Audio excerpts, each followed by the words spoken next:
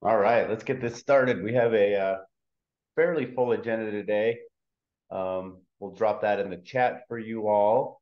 But first, let's do some introductions.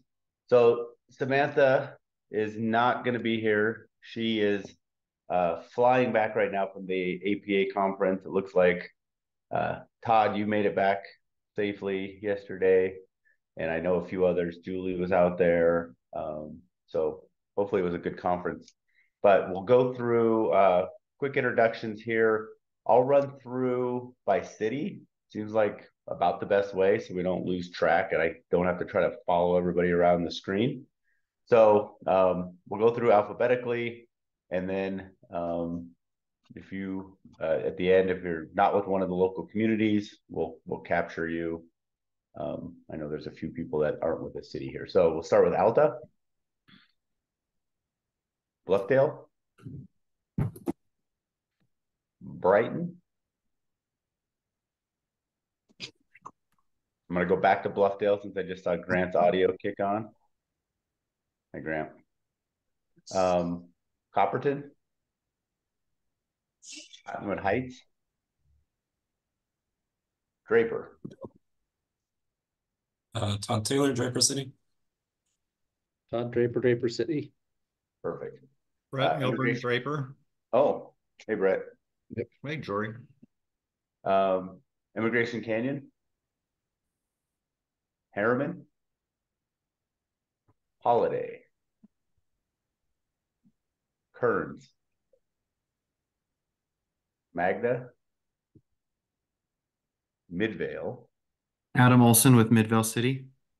Adam. Elizabeth Arnold, Midvale. Elizabeth. Mill Creek. Shane Ellis with Kearns. Sorry, I missed it. Oh, you're good. Thanks, Shane. Mill Creek. Murray. Riverton. Salt Lake City. Joe Taylor, Salt Lake City. Joe. Salt Lake County. David Rogers, Salt Lake County. Good. Sandy.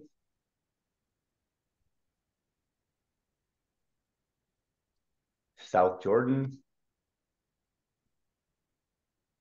South Salt Lake City. Taylorsville. West Jordan. Morning, Jory. Hi, Scott. Larry Gardner, West Jordan. Hi, Larry. West Valley City. White City. Shane Ellis here again for White City. Thanks, Shane. UDOT Partners. UTA.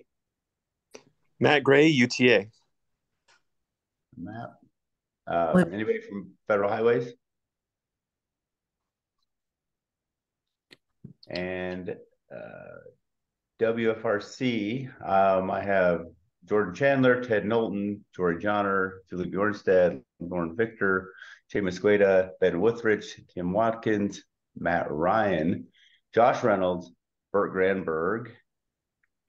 Scanning to see if I missed anybody. And let's see, Jordan School District, Envision Utah. Ryan Beck with Envision Utah. Ryan. Avenue Consultants. Hey, Jory. Thomas from Avenue. All right. You've made our list, Thomas. Well, it's kind of unnecessary, really, but it's kind of you too.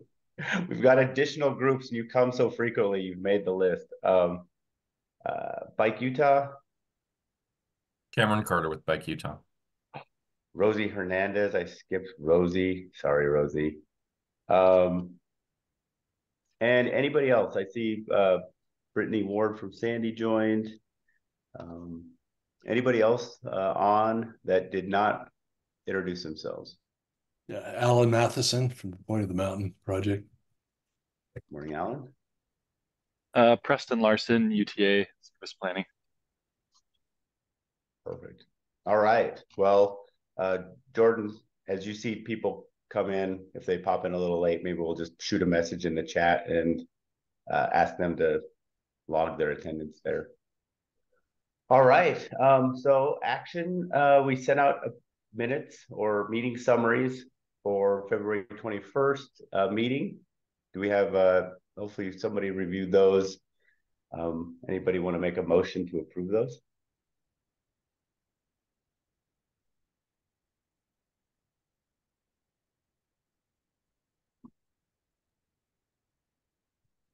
Shane Ellis, I make a motion to approve the minutes. Big Shane. A second from anyone?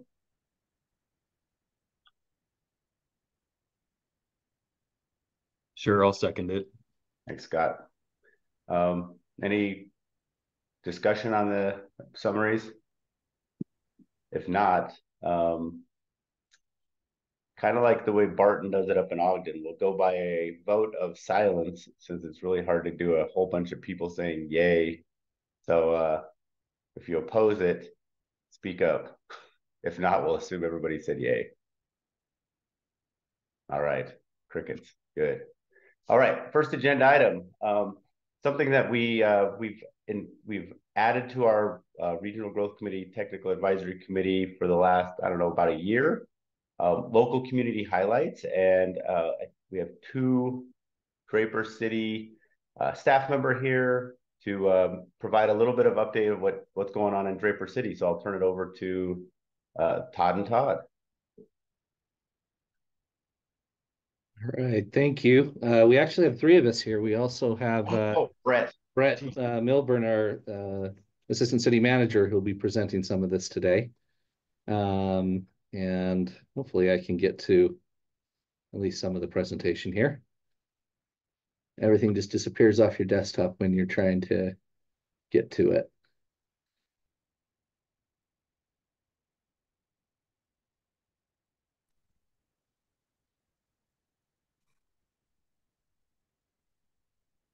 I'm not sure which side you're seeing here. Nothing yet. Nothing yet. Okay. Let's try that one more time.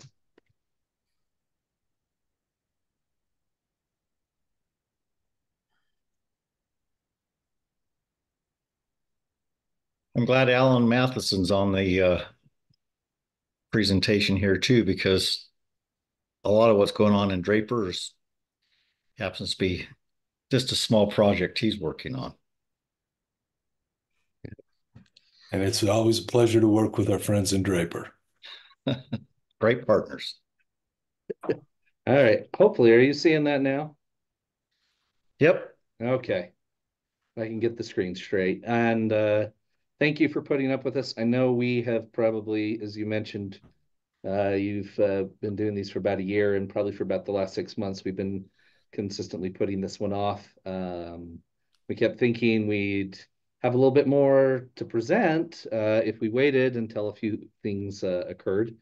But I think we would definitely like to take the opportunity of this time to just let everyone know a little bit about what Draper City is doing, some of the things that we're involved with, and where we're headed. Just a quick overview. This kind of deals with both that pre-pandemic and pandemic time, and then we're kind of now in the post-pandemic. Like Brett mentioned there, yeah, we're glad Alan Matheson is here on the point. The basic point there is we don't have a whole lot to do with that as our planning team. The mayor is on the board, and Brett will talk a little bit more about that. Brett has been spearheading our station area plan as far as the town center plan is concerned. My role in that basically was to keep putting it off as we were in the middle of the pandemic and we didn't feel that we'd have good data generated by doing a market study at that time that we could reasonably rely on going forward. And Todd Taylor, of course, is going to talk a little bit about our plans to update our ordinances. He's taken on my former role in long-range planning, and then we'll just end with any questions. So with that, I will turn it over to Brett. I don't know if you want to get your screen to work, or I do have your slides here. Why don't you just throw them up and I'll tell you when to click through. Okay, thanks. So as Todd pointed out, the the point is just this small little development that sits within the city boundaries of Draper, but it's unique that it's actually all state-owned property, and the state, under the direction of Alan Matheson, is leading that charge in the development of that 600 plus acres. And feel free to jump in here at any point in time, Alan, because you're the day-to-day and extreme boots on the ground, but we're very appreciative of being able to work with you and the board and everybody involved. From where things are at currently, demolition of the property was completed just last fall, and I think it's interesting to note that a large portion of the materials that were there on site in all those buildings and all the other infrastructure, 70% of it was recycled, and 100% of the concrete that was on site has been recycled on site and will continue to be used going forward. And then just in the last few weeks, the infrastructure backbone is now underway. So dirt has been turned in the sense of starting to put in the infrastructure. It's my understanding, Alan, the natural gas lines are first in, and other infrastructure is coming shortly. And then vertical construction is anticipated in 2025. And Alan, you may want to take just a moment and go a little bit deeper on kind of the ins and outs of what's happening, if you wouldn't mind. No, well, thanks for the opportunity. And yes, we really appreciate the partnership we've had with Draper. We understand that this is within the Draper city limits. They're going to be providing municipal services.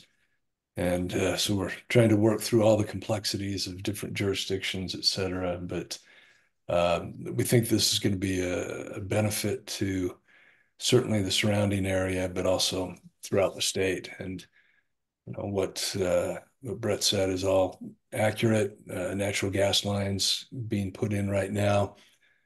This week we'll be issuing a bid package for a water tank up near the old, the current Department of Corrections Administration building, providing water to the site.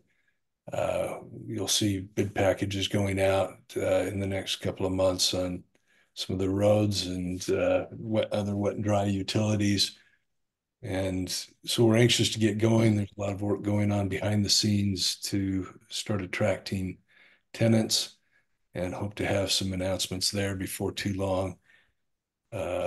Maybe the first building that you'll see going in is called Convergence Hall, which is a partnership with the Utah System of Higher Education.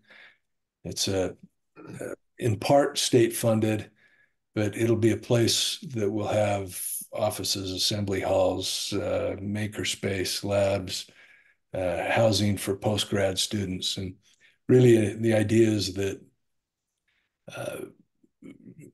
representatives from our academic institutions as well as industry can come together and work on some of the challenges that we face in our community. So kind of a focus on life sciences, energy, tech, and it'll be a place where new ideas that come out of our institutions of higher learning can be nurtured to commercialization. The state fund for startups will be housed at the site, as well as probably an AI lab and some other things. So we're excited about that. We've got the refinements just being finished to the phase 1 plans. We're really excited about what's happening at the promenade. The very first development that you'll see will be along kind of our Main Street area that we call the promenade. That's unusual to start with kind of the heart and soul and core of the project, but we think it's important to deliver and create the place that will help to attract some of the corporations and others that we would hope that would come into the area. So it's an exciting time after years of listening to the public and translating those values and concepts into plans on the ground, getting the team in place, the development partners, planners, et cetera. Now we can start delivering on that vision. And so we appreciate the support of so many of you and people throughout the state as we try to do something that will provide a long-term benefit for residents of Utah. Thank you, Alan. And maybe just to kind of reiterate or really drive home the point of, and yes, that was meant the point,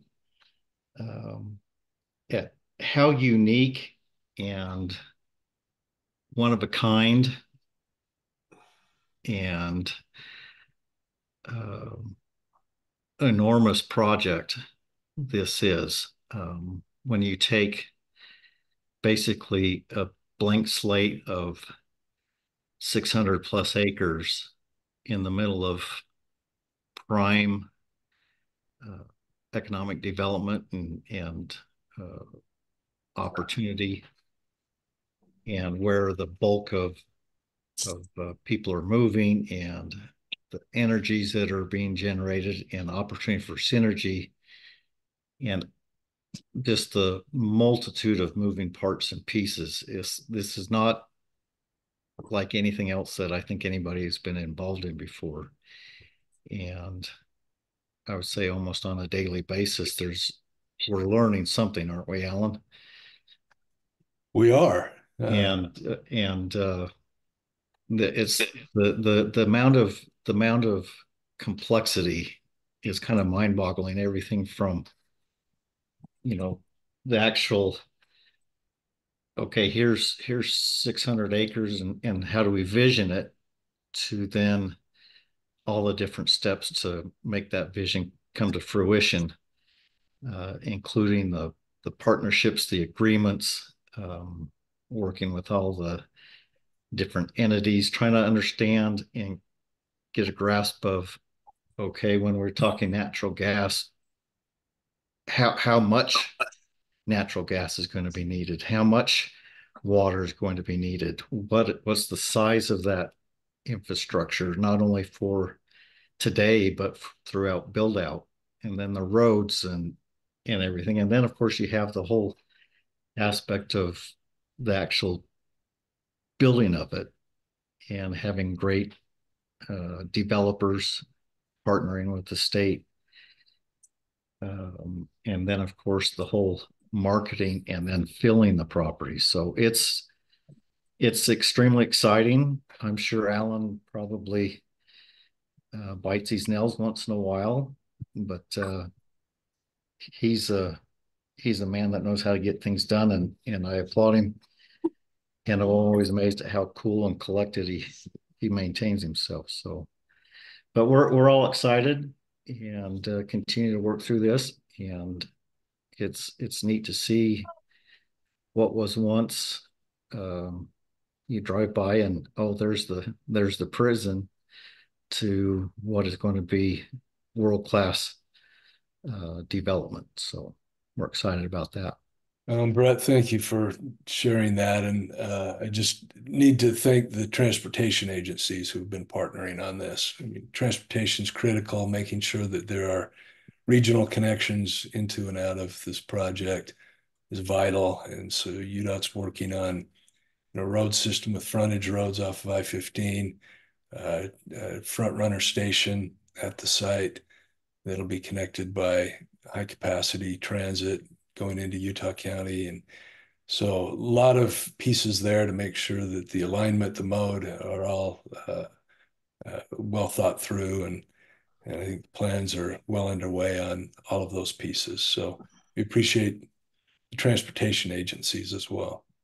Yeah. Alan, you want to put a plug in for your website where people can go to get additional information and timelines and some of the, get a feel for some of the work that's been put into this thus far? Sure. The website is thepointutah.org. thepointutah.org, and it's being updated. And I think you'll see a little different character in the next few months, but you'll be able to get some information, see what the board's been doing, and some of the planning processes. And I might, to Alan's point as well, I think that's a great way to not only segue to kind of the next piece here, but as far as our planning team is concerned, yeah, it's the transportation agencies, UDOT, UTA, that we from the planning team are working with more, that are kind of those connections of those tie-ins to the point. So where we don't have that land planning, that rests with the state, we are involved very heavily with helping to make sure that it fits organically in with the city. I think that's a great point, Todd. On not only the roadways, but even the other means of accessing the point, particularly from the river to range concept and trail system. So I know we're working on that, and it's important for Draper to be prepared and a cohesive partner for those that are accessing the point, particularly say through the river to range system, that it matches up in the right spot and is cohesive in that manner. And we're getting closer to being able to engage Draper's getting closer to engage a process to really design that out. We don't want to put the cart before the horse in some things. We want to make sure we're all on the same page and same timeline and making sure points all line up. So a lot of communication that's going on. And that all ties into our station area plans, which is right. So once you hit the next slide there. So for over the last year and a half, we've been engaged in stationary plan. And Todd mentioned, a little bit of pre-pandemic and pandemic discussion. And it was before I was with Draper. Yeah. Things were kind of in the process, but then the pandemic came along and kind of slowed things down, which was probably not a bad thing, given that the legislature then made some tweaks to things, and with House Bill 462 a couple sessions ago, came out with a pretty definitive set of guidelines and whatnot on what stationary plans should be. And we focused on our town center, which is the end of the tracks line or the blue line there in Draper. And to kind of go through the details of that and that process, feel free to visit the interwebs at drapertowncenter.station.org. But Township and Range was our lead consultant. We've gone through a robust process, starting with the gathering our staff and working with Township and Range and their group. We put together a stakeholder committee, gathered a number of times, started out by really developing 10 guiding principles to be utilized throughout this process that fit within the confines of House Bill 462. We've had a couple of public open houses in that process and iterations and refining, and inclusive of public surveys. And where we're at now is we're kind of in that final touches. We've got a fairly solid draft that is being massaged a little bit as the council and planning commission have some questions. And so we're doing a little bit of tweaking. But if you want to hit the next slide there, you're probably all familiar with this. The bill states is you need to focus on within a half-mile radius of your transit, whether that be tracks, front runner, or BRT even, or anticipated BRT station. So here we are at the track station in Draper, the end of the blue line. You can see by the dotted line our half-mile radius, but the real focus was the orange line, which is really kind of the heart of that area. If you want to hit the next slide.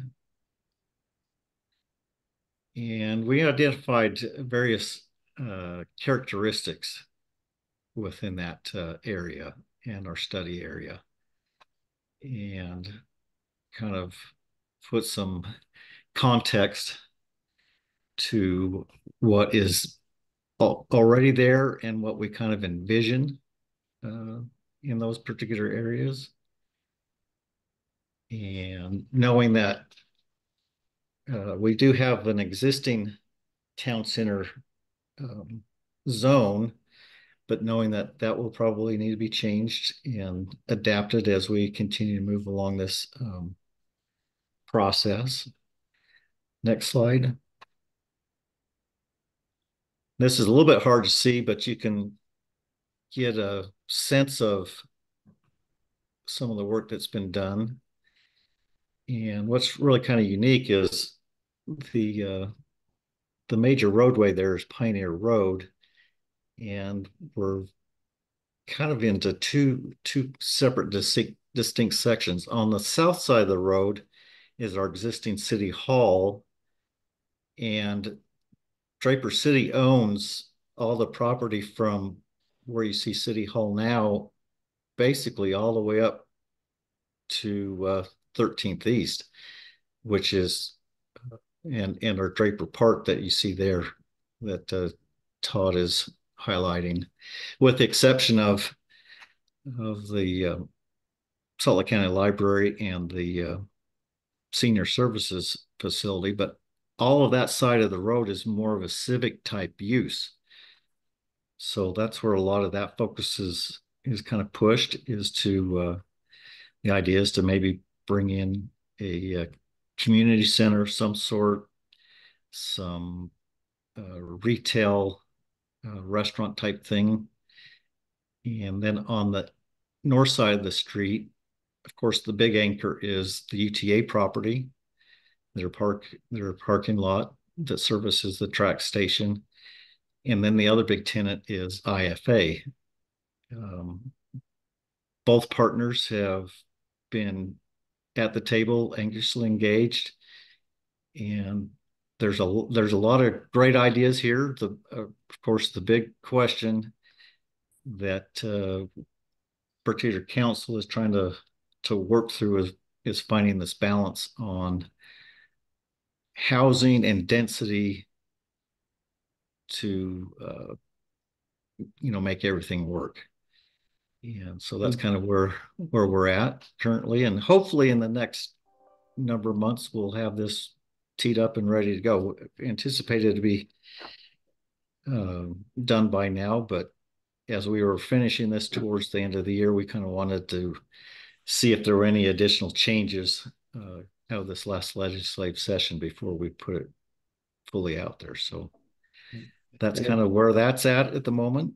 Yeah, if I could add something, Brett, to that too, I think it'd be helpful to see, just going kind of back a slide and then to this. Right. This is part of the reason why we did kind of shrink down that area. You'll see most of this outside of that is, well, some of this is Sandy City actually. Right. But it's already existing single family homes. It's been developed. The redevelopment potential is much lower than in this town center zoned areas that we're looking at. And then probably just another thing to let everyone know is we did just recently finally get kind of phase one of this Bainbridge subdivision record and Ivory development. So there's more single family homes, smaller lots already going in.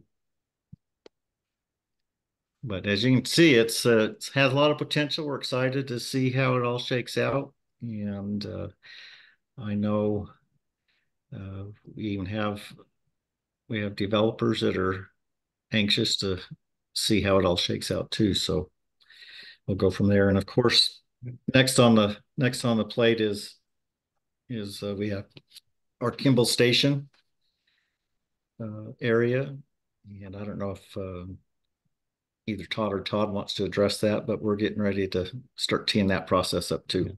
I can go ahead and address it kind of quickly. We know as we're kind of Todd, wrapping up. we're close on time. We got a fairly full agenda, so if Okay. you want to do a brief highlight on this, that'd be great. Yeah. No, really, we're just starting the process into our Kimball's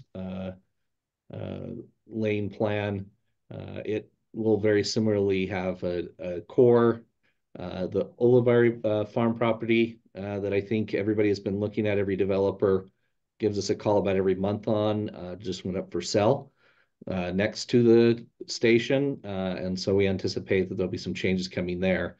So we've kind of accelerated our efforts on that.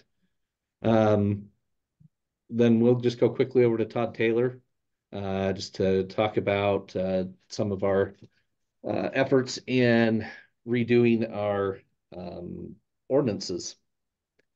You can control the slides, Todd. I can do it. Okay. They may not look quite the same because it pulled them all in the blue background, but they should. You can go to the next slide. Yeah. So yeah, we're looking at doing a comprehensive update of our zoning and subdivision code. The last time that was updated was in 2001. Since then, we've had a general plan update, and we had our moderate income housing plan adopted. And last year, we brought in House of Levine as our consultant for this. Next slide. A lot's changed since 2001 for the city of Draper. We've doubled in our population. Next slide. We've had a lot of growth here. This is 123rd and 7th East. You can see there's still dairies. We've had a lot of infill and a lot of growth on our land. Next slide.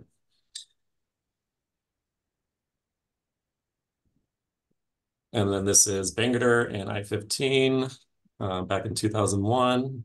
And that's before IKEA came in, Front Runner. We're seeing a lot of new growth out there. Next slide. So we started conducting our public outreach. We have a web page. We've conducted an online survey that we got 620 responses, which in my public career, that's quite a bit. That's pretty good. We held a joint city council and planning commission meeting, and we held an open house to be able to get the input from, our, twice as many residents as we've had to see, what they would like to see. Next slide. We've asked questions about design standards, buffering, visual preference surveys. I put buffers in there twice, sorry. Housing types and location, parking needs and sustainability measures. We're currently looking at the data and our current code and best practices. And next slide.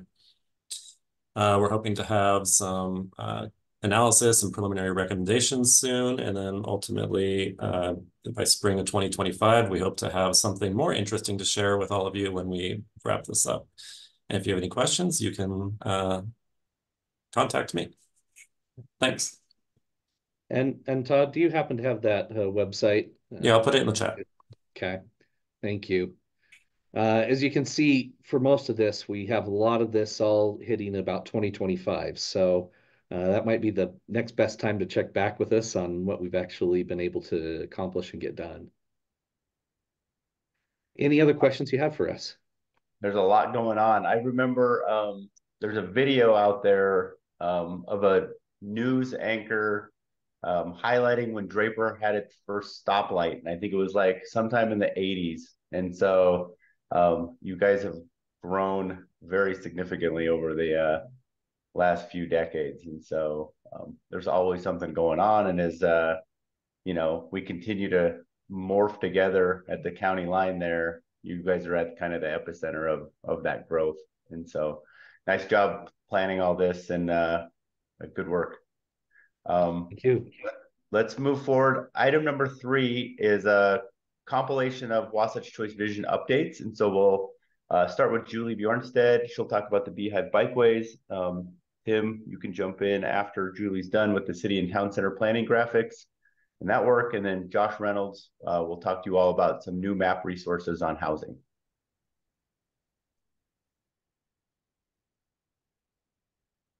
Okay.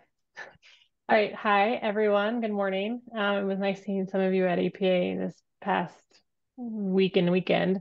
Yeah, I'll just give a quick update on the Beehive Bikeways and where we are with that effort. So as a reminder, the Beehive Bikeways Initiative is an initiative that we're leading in conjunction with our transportation partners and you as local communities to identify a network of people-friendly bikeways. These bikeways will connect to everyday destinations, i.e. the Wasatch Choice Centers. And really the goal is to get people to travel by bike for more reasons more often. So hopefully with networks like you see here that are sort of separated, off street and safe, we're hoping that more people are able to choose to ride their bicycles if they would like to grocery stores and their jobs, playgrounds, bus stops, whatever the destination is. So a reminder, this is just kind of walking through what that might look like visually. If these are the Wasatch Choice Centers in Davis and Weber County, and we have lots of different routes that are identified, whether those are on your local transportation master plan, the regional transportation plan, they're on street facilities or off street. There's a lot to choose from. And what this initiative is doing is trying to put the focus on a select group of routes to move forward into that people-friendly network. We initially discussed this idea back in the fall at the WFRC workshops that we held throughout the region. If you remember, if you were there, we laid out maps and we asked you to identify what routes you thought would fit into this sort of everyday destination connection to centers. We've been refining that draft map and we're in the process of sitting down with all of the communities that have a route through them to ensure that that's the route that you guys are interested in sort of moving forward with. If you haven't heard from us, it's because I was at APA and we're about to call you. So look this week for, this and next week for phone calls. We're just kind of going down the list and trying to schedule those meetings with everyone. And then the idea is that these routes that we're identifying, that WFRC would help kind of move them forward. We're trying to identify resources for development, meaning initial design, and for implementation, so funding for construction. And so there's like two parallel efforts that we're doing right now. One is the refinement of the network, and then one is sort of next steps after that refinement to get them constructed. We have a draft map that I'll drop in the chat when I'm done talking, but you can also find it on the WFRC main page by going down under visions and plans to the Beehive Bikeways. And so this, I guess I already have it open. I'll just stick with Ogden for a second. When you're out at the top level, you'll see existing regional trails and then what we've kind of drafted in conjunction with the feedback that we've gotten from you guys on what we want to elevate to that next level for the Beehive Bikeways. And as you zoom in, I think, hold on, do I have them? You can also see where the centers are, schools, other trails. So you can see that we really are trying to connect to these existing and planned urban city neighborhood and metropolitan centers. It's embarrassing since Ted's on this con. I should know those centers off the top of my head. And so, yeah, you can kind of go through and get a feel for them. And then by the time we sit down, we can have a good discussion about what that refinement of that network is. And so that's where we are on the Beehive Bikeways element. I'll drop this link in the chat. And so, thanks, Jordan. So yeah, that's just a quick update on the Beehive Bikeways.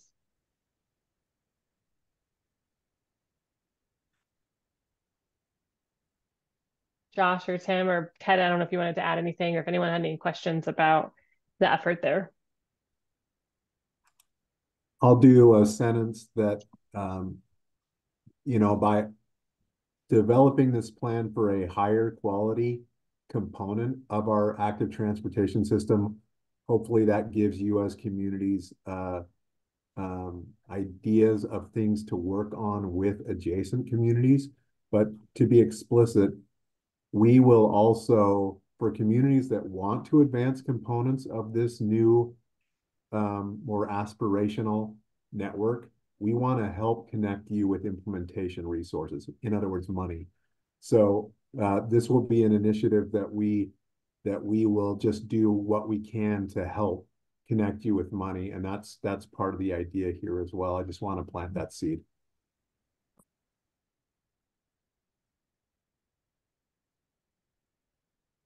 All right, Tim, you up? Yes. All righty.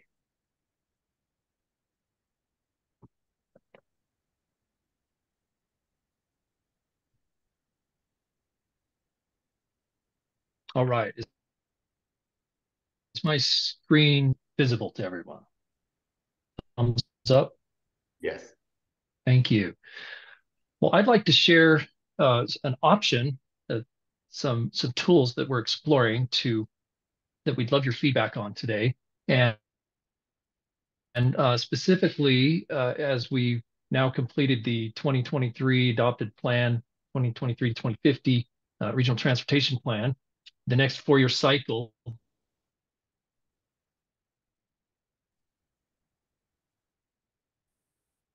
is upon us. As we saw in the Draper and the good work that's happening there, change is constant. And land use planning in the context of implementing land use plans and exploring the dynamics between land use and transportation is a continual exercise. And so here's a view of the Wasatch Choice vision showing the transportation influenced by land use planning and very much based on a center strategy. And with centers, we are able to achieve regionally and collectively the increase in transportation choices and reducing vehicle travel and have more of our trips taken by transit and active transportation. If we look specifically at the land use part of that vision, and more specifically centers, this is a snapshot of what's available through our online resources, depicting the centers throughout the region, varying types, scales, and intensities. The graphics to the right depict generally what those centers, the characteristics or scale of those centers might be, as well as some discussion on development intensity. That generally the more intense a center, then more benefits can be achieved. And there is some description of that in the vision. So what we would like to explore is the potential for developing some graphics of visualization images showing a range of center types. These would not be place specific or tied to any specific geography in our region, but they would be prototypical. They could be share perspective of what a variety of center types might look like, ranging from the most intensive metropolitan centers down the scale to urban, city, neighborhood, and even remote small town centers. So it would be intended to be very detailed, highly analytical, exciting, encouraging thought and conversation, and really featuring the placemaking opportunities, but also to then highlight, so these images here depict some of the zoom in opportunities to show those placemaking opportunities, the quality of place, the gathering opportunities, but also to engage and provide these graphics online in even a panoramic setting where it can be user guided or brought up in a public meeting and go in and explore street view or closer zoom ins into these prototypical center types. Again, reflecting a range of options and possibilities and intensities. And then paired with that to provide what is shown here very conceptually and in a very preliminary basis are these cross-impact metrics to explore what are those benefits more specifically as intensity increases to see the increase in transit demand, maybe the increase of bus or type of transit service is increased or even provided at all. Water use is another metric that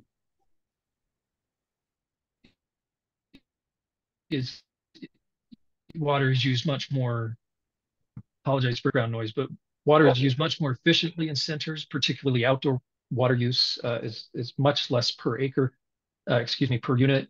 And then fiscal and economic impacts, the spending from housing in centers increases the tax revenues and retail demand, bringing services that can support surrounding established neighborhoods and infrastructure efficiency. So these are examples of the type of benefit analysis to feature cross-impact metrics that could be paired with visualization. And just a rough timeline for our current land use focus and this Wasatch Choice Vision 2024 to 2027 update is that we'd be looking to engage with our community partners in July, August timeframe with some preliminary webinars as these graphics and metrics and analysis are taking place, and making sure that we capture feedback and input that these prototypical center types could really reflect the range of opportunities, and then engage in any city meetings to explore any possible changes or updates to the center types or center locations in your community. And then that would lead us to our timeframe online exploration of center scenarios, looking even at sub-regional benefits between centers. And that would then lead to a draft updated Wasatch Choice vision on the land use side, leading to potential transportation modeling for next steps of the long-range plan update in 2025. So that's a quick overview of some ideas that we have, and we'd love your feedback, as we're in fact looking to submit a grant application that would allow these resources to be created in this time frame. And just invite any questions or feedback at this time. Tim, do you care if I do just a big framing question for everybody? When you think about the challenges that your council or those you work with have when you're exploring a zone change, or you're exploring a general plan concept, or possibly a development that is more intense, it's in a sort of a center framework, what kind of graphics or information would be helpful for you? If we just open it up and you can reflect on some of the things that Tim has shown, but what would you leave us with that you think, if you're going to spend some money and effort developing detailed graphics, I would really like you to do fill in the blank.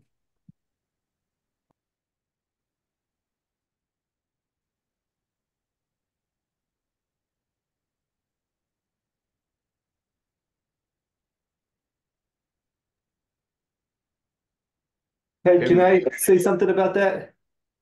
I will say graphics are just critically important to be able to communicate those type of things, right? Even when talking to experienced individuals, it's hard for them to just understand what you're talking about with land use and centers and different things without them seeing renderings, and they help so much. They really, really, and these graphics you have, all the ones you've shown, the sketches and kind of some of this more computer stuff, I think are really, really valuable. We just went through a process to do downtown planning for Saratoga Springs, and the graphics were really what sold all the stuff that we were doing, right? It's the way we kind of communicated. But I will say, it was hard for people not to nitpick the graphics. If they saw a food truck, they'd be like, oh, can we put that food truck on the other street? Or instead of that, can we have a splash pad? And I'm like, well, you're missing like the big point, right? And so they ended up getting nitpicked quite a bit because of little details and the visuals that individuals had in their minds or things. And what we were trying to communicate were concepts, not the specifics of a food truck placement in the graphic, right? And so I think it's a tough balance. I think that they're critically important. I think they can really help communities. I really think that they can help visualize, a blobby map, right? If you show blobs, people are like, what's purple, what's orange, what does that mean? But so the graphics, I think, are really, really important. And if you guys can help communities with those graphics, I think that will go a long way in communicating it. And we just need to communicate that these are concepts, and I hope that people don't, get think that the renderings are like some sort of final, or it's just been a little bit of a tricky balance. They're critically important, and we just need to set the stage that it's not a final representation of exactly what will be built. Thomas, thank you for that helpful comment. And I think a couple of options to help those who view these graphics to understand they're very conceptual. One is to probably create up to a dozen different place types and different scales, intensities, so that it does reflect that there's a full spectrum, a full range of options and opportunities.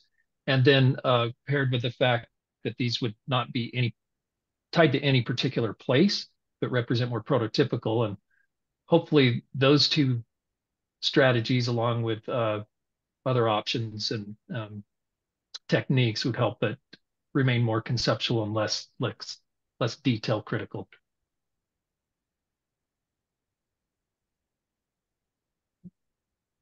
And before we move on, was there somebody else that was trying to jump in? And while that person is thinking about it, I just want to note that we would love, if you have additional comments, please share them with Tim, or you can share them with me or whatever, in any form you want. We can chat, you can send a text, you can send an email. And then the other thing is, if you are interested in being on a small working group that actually hammers out what we do together, just put your information on that and signify that in the chat. Now I'll go do that opening. Was there somebody else that had that comment?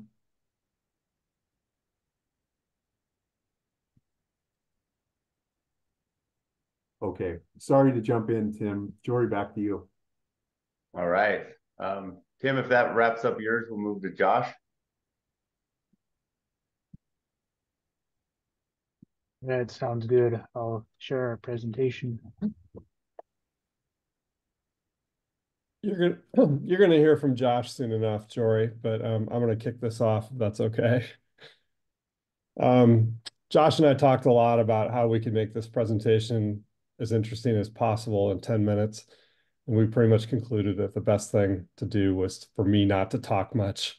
So Josh, if you go to the next slide, we're going to talk about the Housing Inventory Explorer tool, just show people a little bit about the tool and the data set. So this all started with an observation a couple of years back. I'm going to say in 2018 or 19.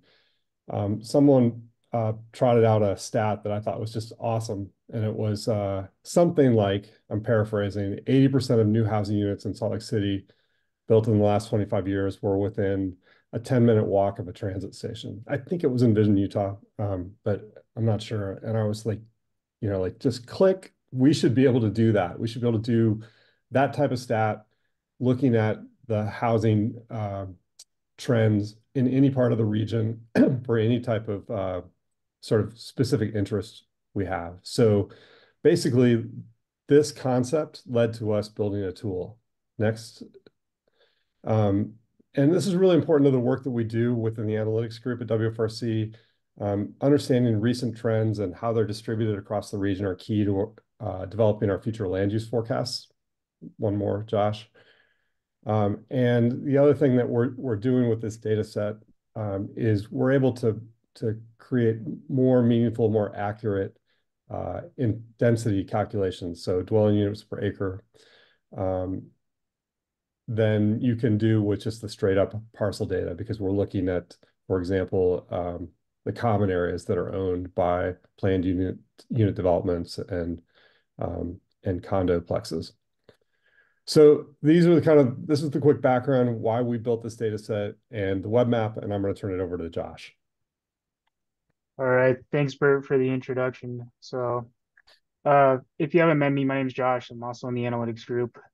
I'm going to give you a quick rundown of how the Housing Unit Inventory Explorer works. So when you bring it up, you'll immediately see there's a map with points that represent the housing data. And you'll see a couple panels off to the sides as well. So one powerful feature of this app is that it lets you build custom queries on the housing data with ease.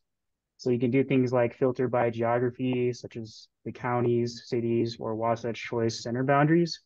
But you can also filter by the different center types that we have, as well as the many different housing types. And then you might see in the lower portion of the panel that you can also filter by a housing unit's proximity to other features, such as transit stations, freeway exits, parks, or trailheads. And the cool thing about these filters is that you can toggle whether you want to match all of these conditions or just match any of them. And then the last filter we have is the time slider, which lets you filter the data temporally by inputting a beginning year and an end year. And you can also drag the resulting range to create a time lapse like effect. So moving on to some more key features. So you'll see on the right here, there's some interactive charts. So these charts dynamically draw using whatever data is currently active in your query, which is really cool. And you can also change the functionality so that the data uses or the charts draw according to whatever data is currently in your view or your current extent. And so this is very useful if your area of interest doesn't exactly fit into the pre-established boundaries. So, and then moving on, you may have noticed in this screenshot that the color scheme of the points changed. And so we're also giving you the option to symbolize your points by several different, methods. So, you can symbolize by housing type, build decade, residential density, or so I talked a lot about the app, but let's see it in action. So if you recall, he's a very smart individual. Told us that 80% of the new housing units in Salt Lake City built in the last 25 years are within Josh, 10 minutes. Yeah. your sound just got a little bit garbled. I'm not sure if there's something you can do. This is like that. Is it kind of a temporary thing? Still there. Um,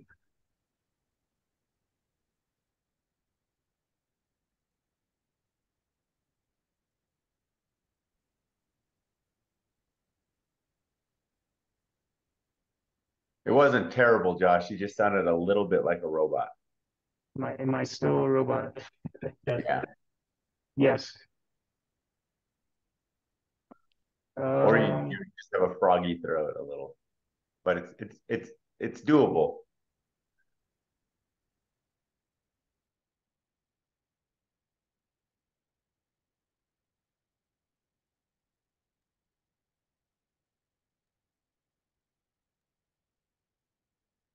Okay, can you hear me now?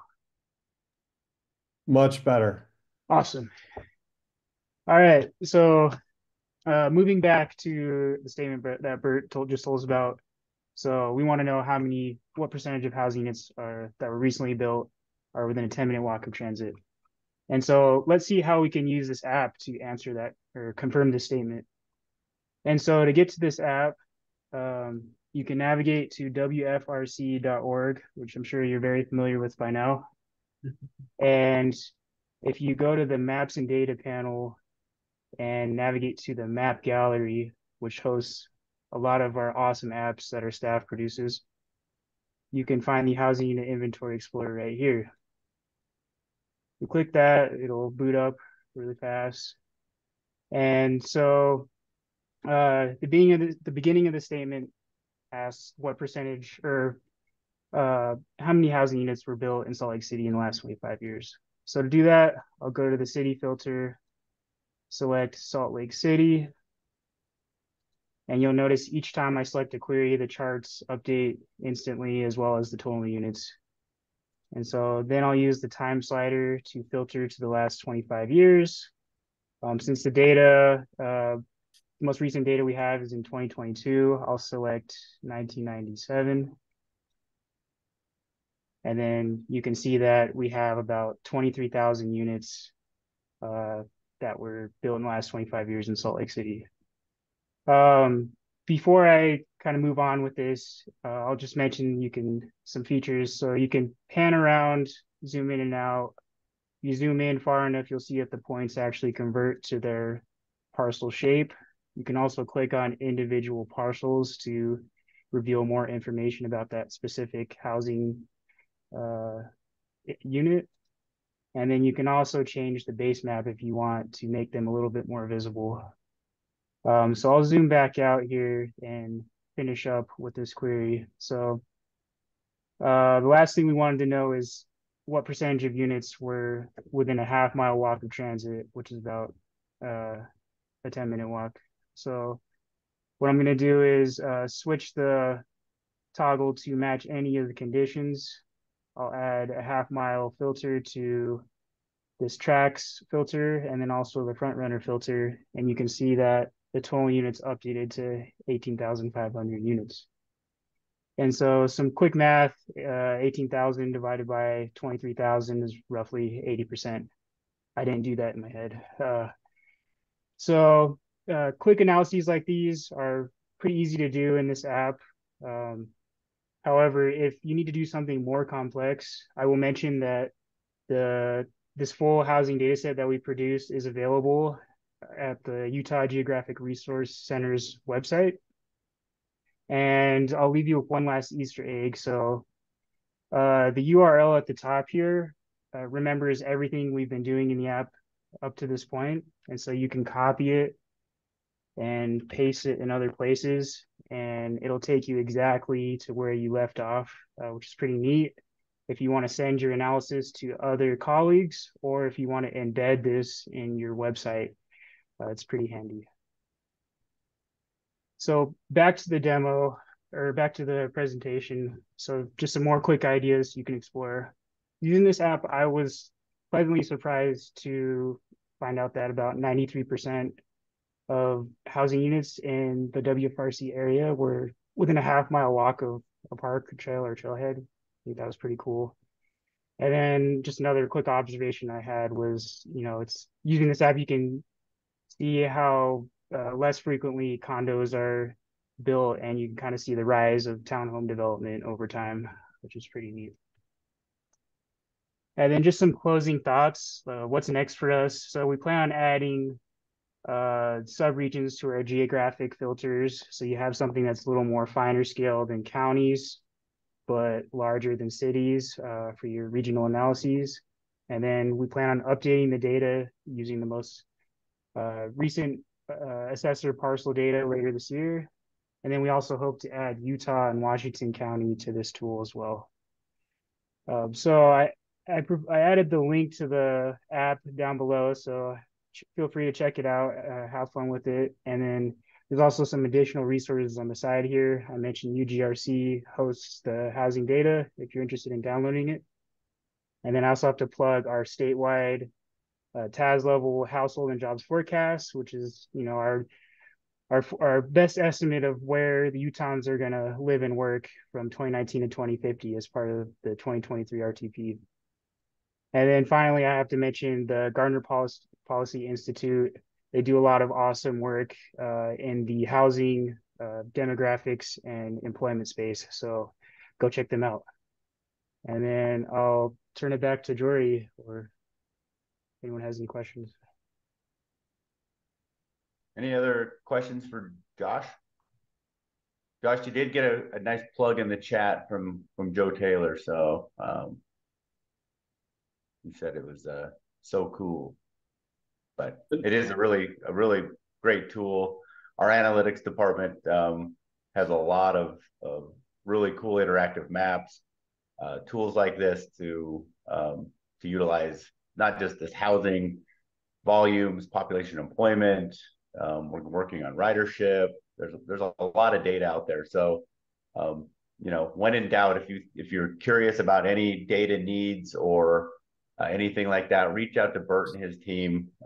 There's a very high likelihood that they've already done some analysis and have the data ready to share. And if they don't, then they're always really good at putting it at the top of their list and figuring out a way to present and provide information for you all as local communities, consultants, partners to use. So anything for Josh If not, we'll move down to our WFRC funding programs. All righty. I think we're back on track. So we have two WFRC funding programs, the Transportation and Land Use Connections. Recently just programmed the 2024 projects.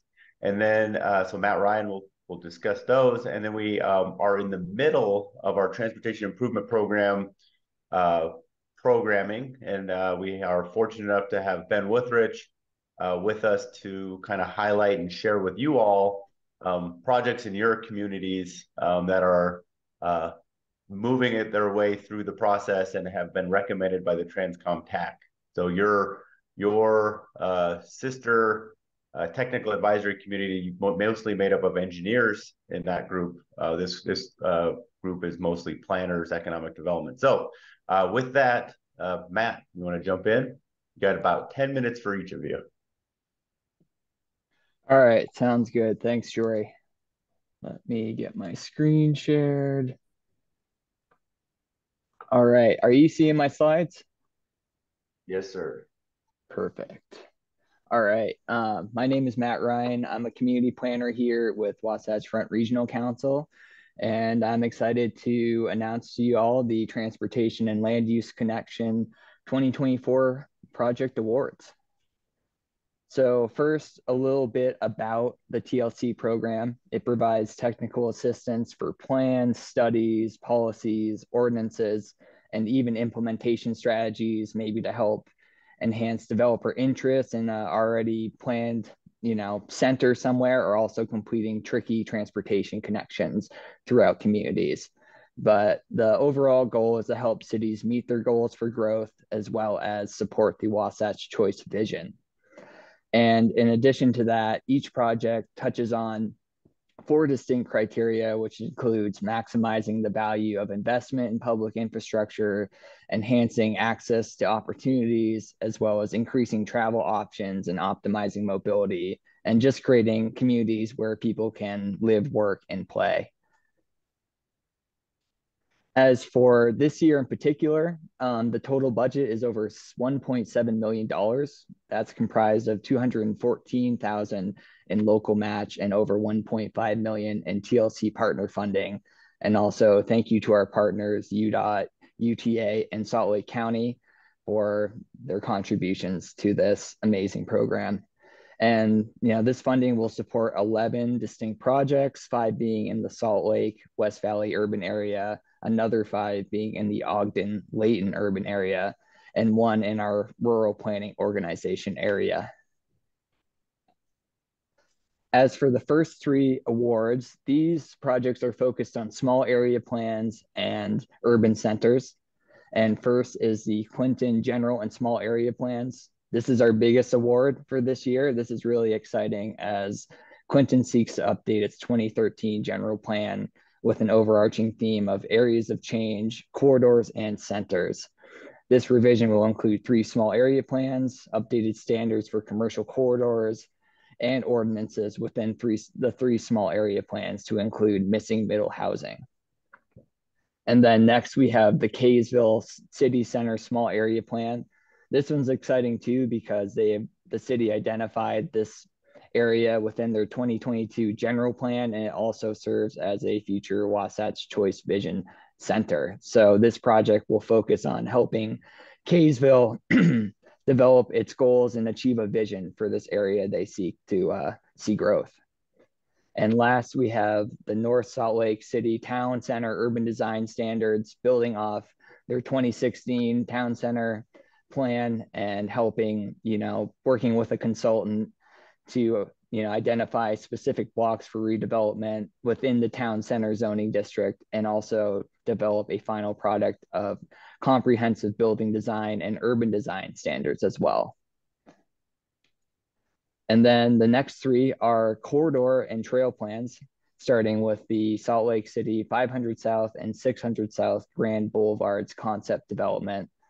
This is looking at 2 major arterials and also, large exit and entry to I-15, and will seek to improve conditions for people walking and biking, where also crossing the streets around these areas is often very treacherous. So this will be an exciting project to see.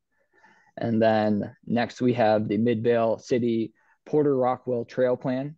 This is actually already recommended in the Mid-Valley Active Transportation Plan and will explore expanding this already regionally significant trail north and connecting both, or actually Sandy, Midvale, and Murray, including 2 tracks Blue Line stops as well. And then lastly, we have the Davis and Weber County 3-gate trail implementation study and market analysis. This will explore the repurposing of over 6 miles of discontinued railroad that abuts Hill Air Force Base and actually touches several jurisdictions, including Ogden, Roy, Riverdale, Clearfield, and Hill Air Force Base. This project also ranks very highly on the Utah Trail Network's prioritized list as well. And then next we have 3 transportation plans, starting with Bluffdale. The city hopes to enhance its numerous trail and open space opportunities with this active transportation plan and is anticipating the population growth and transportation needs. And with this comprehensive plan, it will actually help, recommend projects for future development standards and hopefully avoid costlier retrofits in the future.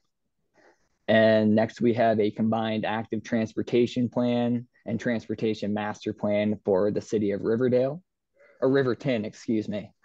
And in this update, the city aims to focus on transportation options, identifying community hubs, and reducing vehicle miles traveled.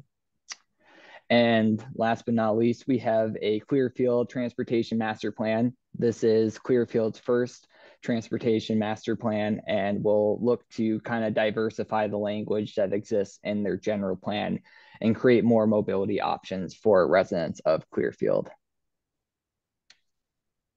And then we have 2 really exciting, also just citywide unique plans, including Stockton Town's comprehensive general plan and code update. This is that Stockton's looking at revising its land use and development standards by updating it, the general plan itself, but also establishing a vision, and the town will modify municipal code to align with future growth, and also water needs to be in compliance with current legislation. And another exciting aspect of this is the potential to identify a town center within Stockton as well. So I think that's an awesome added benefit. And the last project that we're supporting is the Midvale City Parks and Open Space Master Plan. And this project will be Midvale's first of its kind. And there's an opportunity for the city to plan and accommodate new open spaces and parks, but also lay the groundwork for a greenway connecting corridors, open space, and access to the community's schools and existing Wasatch Choice centers. And then one last thing, there is a new interactive TLC project map. With this new map, you can anyone can go in and filter by project status, type, and year awarded, showing the total number of projects on the bottom there that are funded, under contract, and or complete. From there, users can go to the right and look at the selection list and search from a variety of projects, or just scroll through and look for a project that catches your eye. And the fun thing is when it's selected, it'll actually take you and zoom in to the exact project and the geographic scope in which the project is focusing on. And so if you want to learn more about that, or the TLC program, or just the map in general, you can go to wfrc.org/TLC, or scan that QR code there as well to go straight to the map. And I will include my email. And yeah, I would love any feedback on the map itself. And that concludes everything I have to share. Thanks, Matt. Any questions from this group to Matt or the Community Economic Development Group? All right. It's a great program. I think it's super useful for the local communities, and keep thinking of ideas and working with them to utilize this funding source and move your local plans along. All right, Mr. Wuthrich, you are up, buddy. Well, thanks, Shori. Thanks, everyone. What a opportunity here to be with you this morning. Good morning, Plan Tech. So today we get to talk about something pretty exciting. It's the other side of the fence, and that would be the Transportation Improvement Program, or the TIP, as many of you are familiar with it. The Transportation Improvement Program is a short-range plan, and so that helps implement a lot of the things that you folks work on and prepare there in a regional transportation plan or the long-range plan. This is a document that's mandated by the federal government, and so it is updated annually, or Wasatch Front updates it annually, and this is our process here. So in September, we request a letter of intent from the project sponsors. That could be local governments, UDOT or UTA, and that letter of intent is a potential project that the jurisdiction would consider submitting an application or a concept report. Those letters of intent are reviewed at a very high level from the staff, identifying the potentials or, the potential opportunity, the eligibility, and then they're requested to prepare a project evaluation concept report or an application. Those applications then are due back to WFRC the early part of December. And then we begin an evaluation process that goes from that period of time, middle of December, through about the end of March. In that review opportunity or evaluation timeframe, we are talking with project sponsors. We're reviewing the data that we've collected through the concept reports, as well as we do an on-site field review with each of the projects.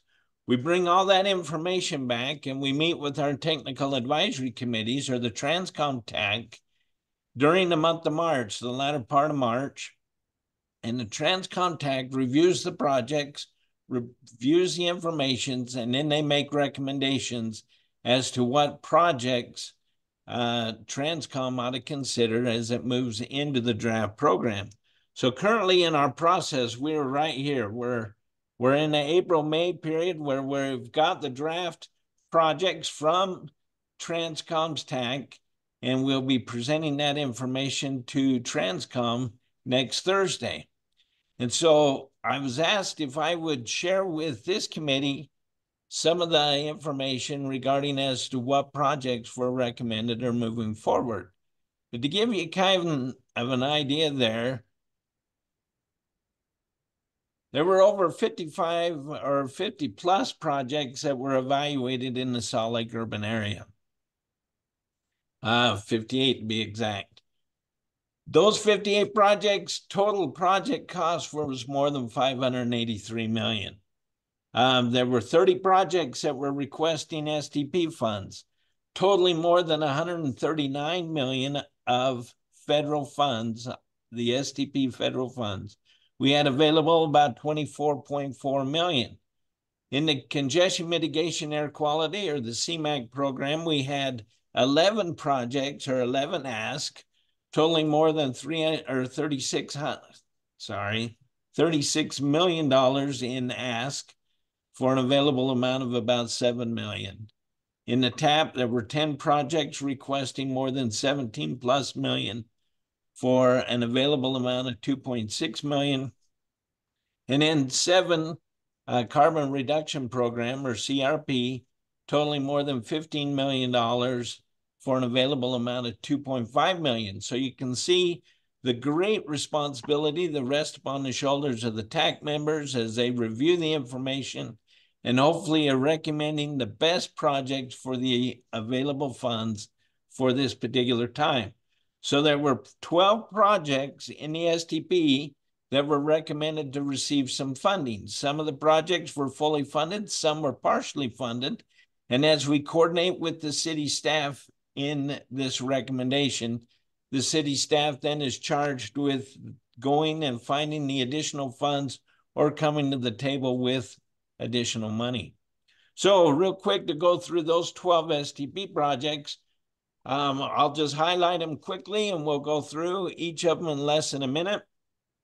The first project recommended from the TAC committee was a reconstruction project in Salt Lake City. This is a project on 1300 East between 2100 South and the southern city boundary. This project currently has federal funds on this project. It is coming in over the engineer's estimate, and so city was requesting an additional $5 million. Technical Advisory Committee recommended that we put an additional $3.5 million on this project. The next project was a project in Mill Creek City. This is on 20th East. This is also a reconstruction project with curb gutter and sidewalk improvements. This is between 3300 South and Atkin Avenue, a little more than a half a mile in length. They were requesting an additional $2.6 million for this project.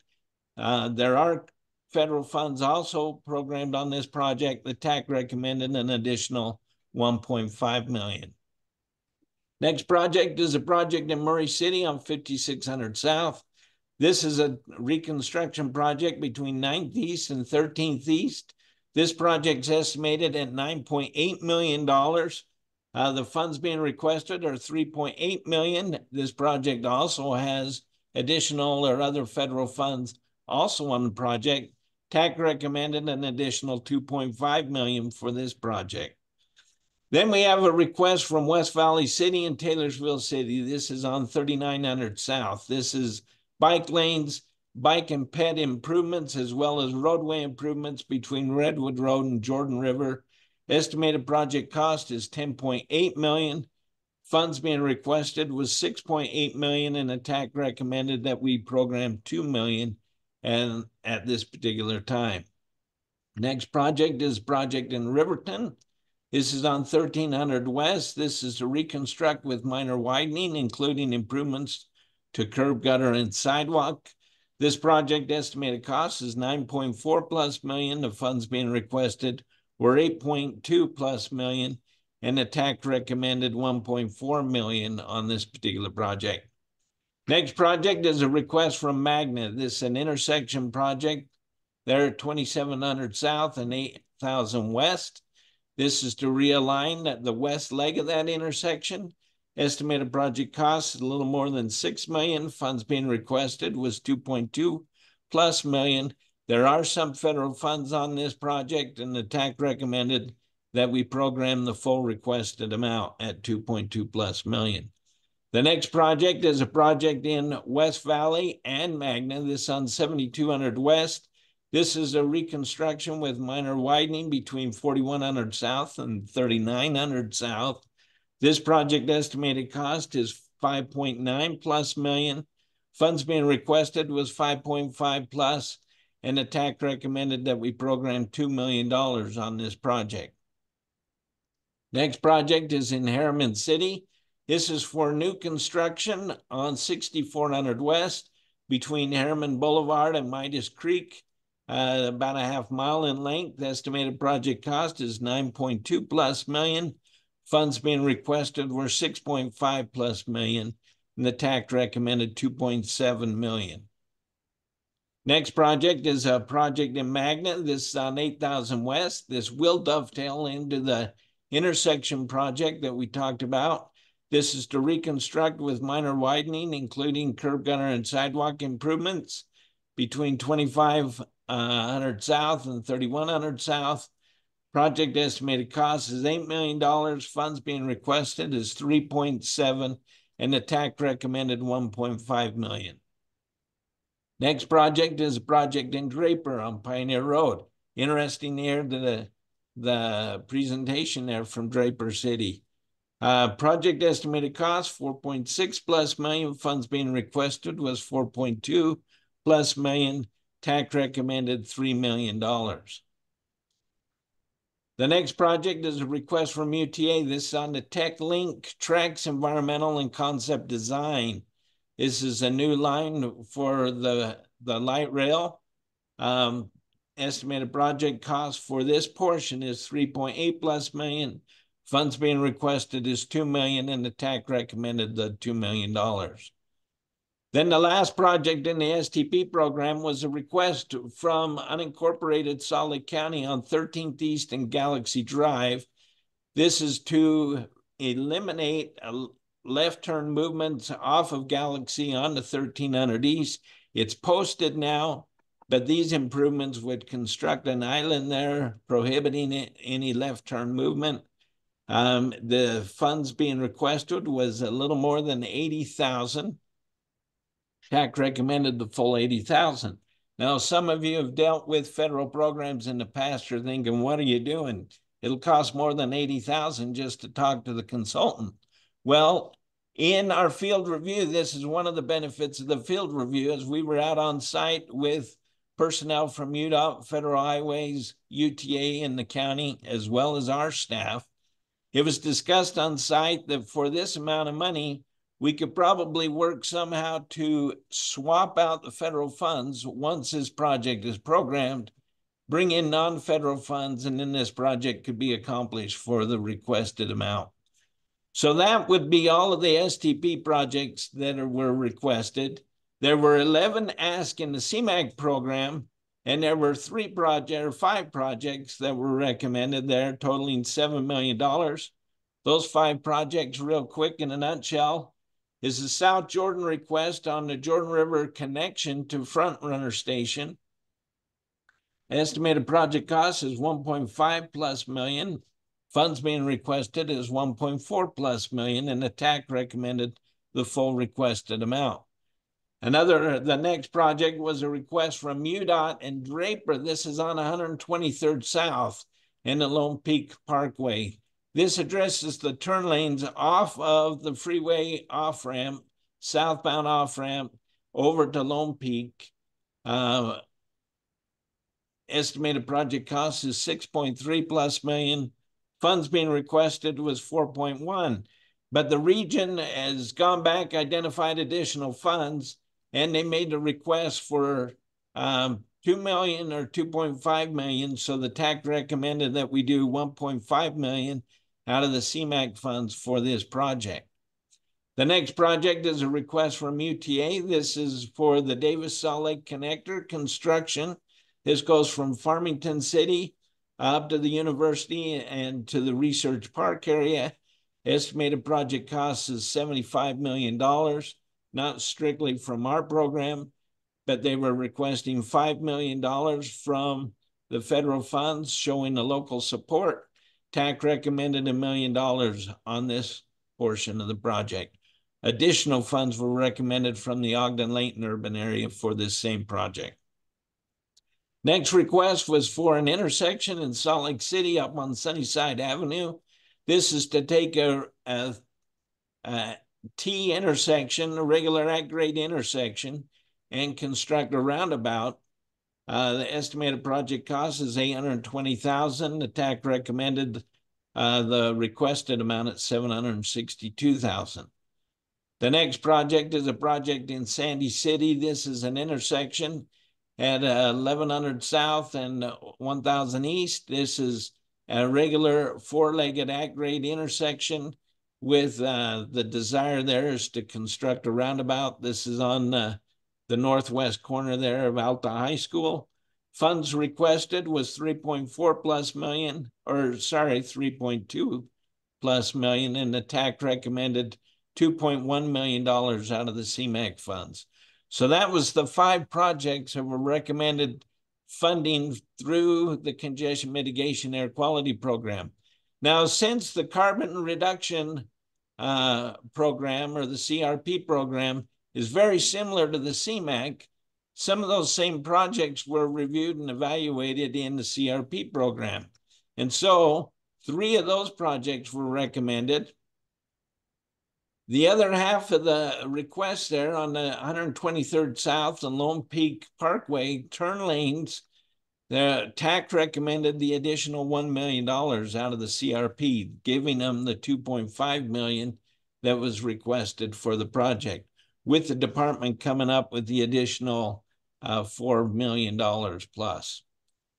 Riverton City had a request for electric vehicle charging stations there at their city hall. Project estimated cost was $425,000, and TAC recommended the requested amount. I don't know why we went backwards. We went all the way back to slide 3. Should I start over? Just in case you missed something? Yes, and speak slower this time. All right. I could run it all in backwards here. Sorry, I don't know how to fast forward through Zoom here.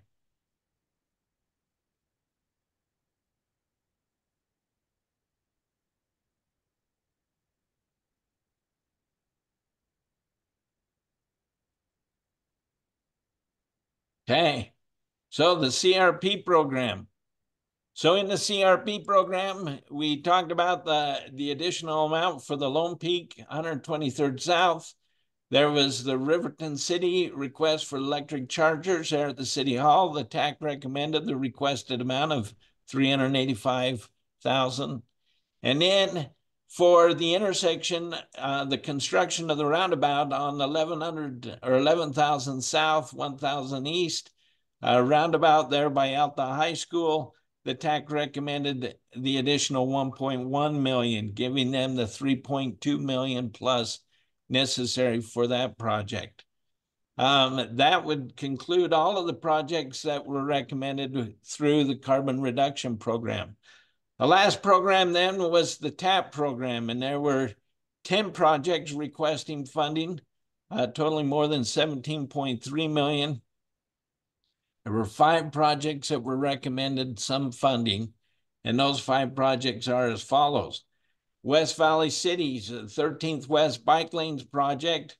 This is between 4,000 South and 3,300 South, little more than a mile in length, requested 6.5 plus million. TAC recommended 745,000 for this project. The next project is a request from White City. This is the Safe Routes to School project on Larkspur Drive. That's between 7th East and Carnation Drive. Funds requested was 277 plus thousand. The TAC recommended the full requested amount.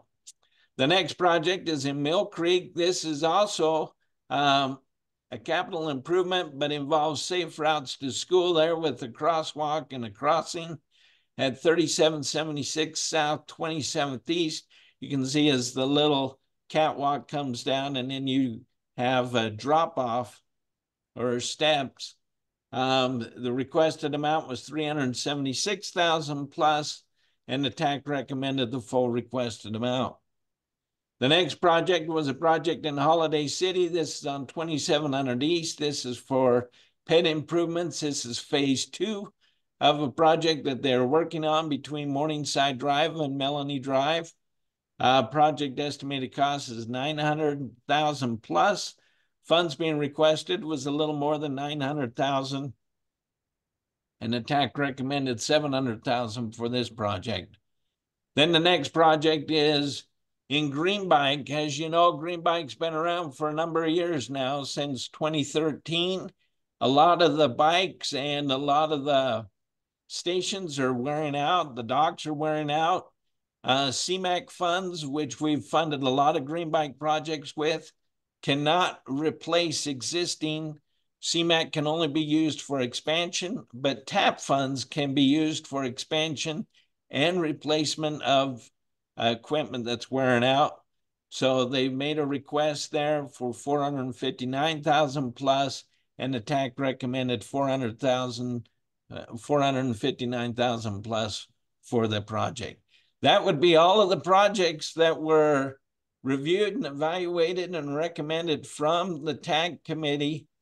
We will take this information in next week to Transcom. Transcom will evaluate the recommendations, and then they will make recommendations to the regional council. Regional council will then evaluate and make recommendations or approve the draft projects for the draft programs in preparation for the 2030 Transportation Improvement Program to go out for public review and comment during the month of June. Any questions?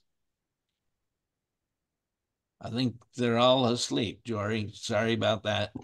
No, they're absorbing it all, Ben. There's a lot of work and effort that goes into not only capturing these projects in their letters of intent and coordination with the communities, but going out and reviewing them all in the field and evaluating them. So appreciate your group's hard work in that, and we'll send out this presentation with a follow-up email along with all the other ones, because there was a lot of projects, and just hopefully you all as planners are coordinating with your engineers internally. But if not, we'll try to do a better. We've had a couple requests to kind of do a little bit more overlap between Transcom and RGC. So we'll try to bring Ben or Kip or Wayne to this meeting periodically to provide updates to you all on the TIP program and that process. And like you said, Ben, I believe open house this summer. Well, go to Transcom, open house this summer, and then final approval in August, correct? Perfect. All right. So we are over our meeting by a tiny little bit. Appreciate everybody sticking around. The DWS hosting moderate income reporting. We were going to let you all know the dates that they were going to do that. They have not released that, so nothing to report there. We will be looking for a community highlight for July. We've had Cottonwood Heights, West Jordan, West Valley City, Kearns, and Draper all provide community highlights. So if you're not one of those communities, expect Samantha, Mike, Ted, myself to hit one of you up. So if we have a volunteer, that would be great. Just shoot me a message or an email or Samantha, and we'd love to add you to the list. If not, we will corner one of you to provide a update. And our next meeting, July 31st, it'll be virtual. We've moved that to the last Wednesday of July. Normally we're the third Wednesday, but due to a couple fun holidays in July, we're trying to avoid those. So we're moving it to the end of the month. With that, I don't see a need to call for a motion to adjourn. We'll adjourn and appreciate everybody's attendance in the meeting. Thanks all.